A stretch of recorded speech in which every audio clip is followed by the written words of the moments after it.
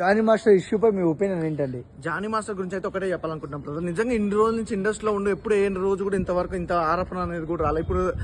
ఇప్పుడు చూసుకుంటే సిచ్యువేషన్ తగ్గట్టు అమ్మాయి తన కొరియోగ్రాఫర్ కావచ్చు, అలాంటిది వాళ్ళిద్దరు కలిసి ఒక మంచి సాంగ్ ఇప్పుడు రీసెంట్ ట్రెండింగ్ లో ఉంది యూట్యూబ్ లో.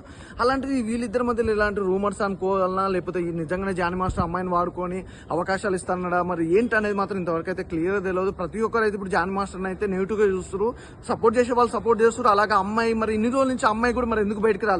మరి ఒకటైతే మనం కూడా ఆలోచించాలి. జానీ మాస్టర్ తప్పంటున్నాం ఓకే, మరి అమ్మాయి కూడా ఇన్ని రోజుల నుంచి ఇప్పుడే ఎందుకు బయటకు వచ్చింది అనేది మాత్రం క్లియర్ గా అయితే అర్థమైతలేదు. ఏదైనా మేబీ ఈ మధ్యకాలంలో జరిగిన సిచ్యువేషన్ల వల్ల గట్లా ఏమన్నా జరిగిందా అనేది మాత్రం ఏది అర్థమైతలేదు. పవన్ కళ్యాణ్ గారు అయితే ఒక ట్రీట్ అయితే పెట్టారు, ఇలాంటి ఈవెంట్లకు అయితే మీరు రావద్దు జానీ మాస్టర్ గారు అనేది మాత్రం క్లియర్ కట్ గా అయితే చెప్పారు. మరి దానికి తగ్గట్టుగా ఇప్పుడు కోర్టులో ఏం జరుగుతుంది ఏందనేది మాత్రం తెలుసుకుందాం.